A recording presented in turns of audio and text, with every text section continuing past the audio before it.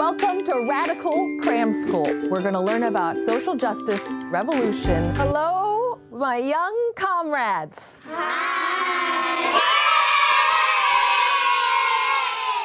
Just when you thought we'd run out of cancer, along comes a fresh supply. Now, to be clear, I'm not being mean to these kids. I feel sorry for them. They're victims of brainwashing. They've obviously been coached on what to say by either their parents, Christina Wong, or both. I'm going to show a picture. This is my way of figuring out if you've been tainted by the patriarchy. Patriarchy? What? Oh, who's that? Who do you think it is? It's Harvey Weinstein. Because inside every white man, there's a serial rapist just fighting to get out, right? All these white rape gangs everywhere. It's an epidemic. But wait, it gets worse. There's just like this thing about white people that just makes me be like, I'm like, if they're like right there in a pool, and I'm just like walking into the pool, and they just give me the death stare, and then I'm just like.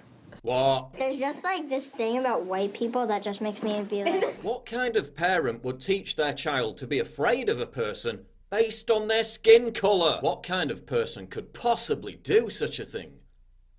Oh yeah, a racist. So in a class for teaching kids that racism is bad, you're actually teaching them to be racist. Genius. It is Hello Kitty. What is she missing? Imagine being such a pathetic fucking snowflake that you think Hello Kitty not having a mouth is some vast racist, sexist conspiracy. No, Her mouth. Why doesn't she have a mouth? The people who created her didn't want Asian girls to speak up about who they are. Yeah, to speak up about who they were. Very profound. Very profound. Yeah, you obviously just told her to say that. Very profound. The person who designed Hello Kitty is an Asian woman. She explained why it was designed without a mouth years ago. And it's got nothing to do with silencing Asian women. Again, the designer is an Asian woman. I mean, Hello Kitty doesn't have feet either. Is that a racist throwback to Asian women having bound feet? Or is it just a harmless design feature and you're a hysterical moron? I'm guessing it's the latter. Very profound. What do we know about him? What do we know about him? He's bad. Orange man bad. Orange man bad. Orange man bad. Orange man bad. Orange man bad. Orange man. How do we feel about this wall? It is blocking opportunity for people that don't live in America to come here for a better opportunity. And we all came at some point from some other place. Yeah, so let me teach you something. If you don't have any borders and you allow everyone from some other place to come to America, it stops being like America and starts being like some other place. Meaning the opportunities afforded to all those who came legally disappear. My dad came here and my mom came here too. They came here from where? Cambodia. Oh, wow. What do you think they think that they came from all the way to Cambodia and this is what they get to look at on the TV screen all the time? Right, because I'm sure they'd prefer to look at something else. Oh, I don't know, maybe the 23,000 mass graves containing the bodies of 1.3 million Cambodians, who were all slaughtered as a result of a left-wing government genocide. Now that I think of it, Christina and Pol Pot have similar tastes in headwear. Oh yeah, and after Cambodia's communist regime got done killing a quarter of its own population, the United States accepted 158,000 Cambodian refugees. You know, because it's so racist and all. What does gender fluid mean? Like you can be any gender you want to be. You're not a boy or like you're not just a boy. You're not just a girl. Yeah. Does anybody know anyone who's gender non-binary? Elle? I am gender fluid.